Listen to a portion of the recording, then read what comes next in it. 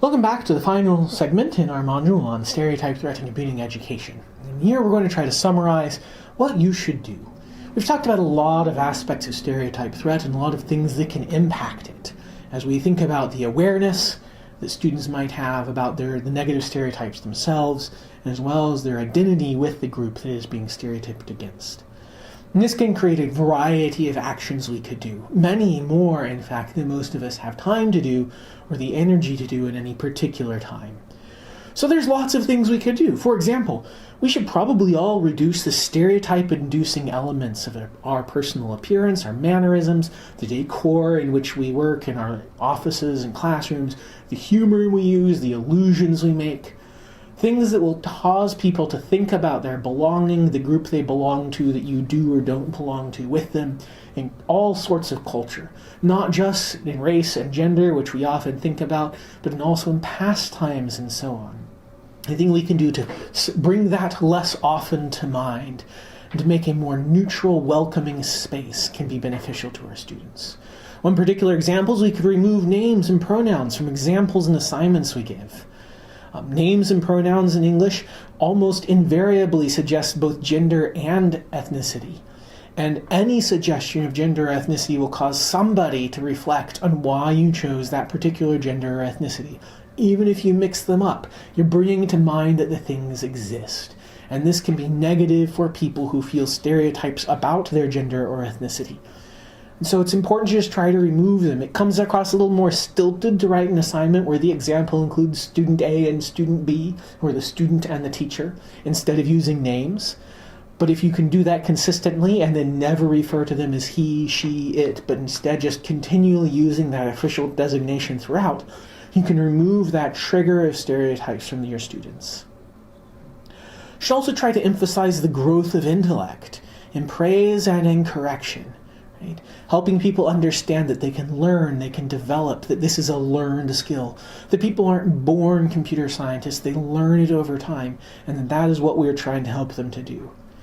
We need to try to normalize the struggle, help them understand that both their personal struggles to feel like they fit in, to know what they want to do, to feel a sense of belonging and friendship, that is something that everybody feels, and also their academic struggle to understand the material, to integrate it all. This is, again, something everybody has.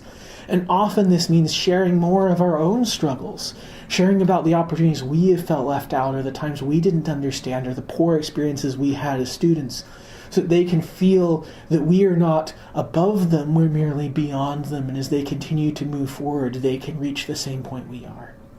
It's important to express confidence in your students. As we talked about wise feedback, right? It was partly normalizing the academic struggle, saying we have high standards. And the other half of it was to express confidence. We know you can succeed. Students who may be lacking confidence because the stereotypical group says they can't succeed can key off of the confidence you express in them, being personally present and knowing something about it. That can often carry more weight and help counteract the negative impact of stereotypes in their lives. Also, give them opportunities to affirm their own personal values, which can help them key off of their personal identity instead of their collective identity as members of groups. A simple way is just to ask them to write something about their personal values. I love doing this activity because it gives me an opportunity to read what they like. But you don't even have to read it. You could ask them to write a paragraph about a value they hold personally dear, and this could help reduce stereotype threat for them. This is too many to do, and there are more. If you can listen carefully to the modules again, you'll notice there's other things we suggested you can do in each of those. You can't do them all. You don't have the time or energy to implement them all at once. So instead, pick a few. Pick things that are high impact, things that you can make a dramatic change or that could dramatically benefit the lives of your students, and that have low cost for you. Removing names and pronouns from examples and assignments, you can do it once and basically be done. It doesn't require a lot of effort compared to, for example, changing your humor and illusions.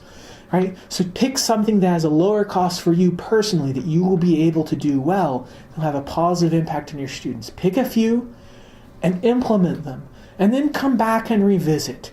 Did you implement them correctly? Are you have they been done correctly? Ask students' opinions that you trust. Have you successfully removed triggers from the way you speak, and so on? And then pick some more and build this process. I've been doing this for more than a decade, and I still have a long way to go. But I've been able to improve as I've moved on from time to time. So one of the activities we would like you to do as part of this module is to write an action plan, a specific action plan. 1 or 2 things that you're going to improve, how you're going to improve them, what specifically you're going to do, and how you're going to know you succeed. And then a goal to revisit it, come back, and try again.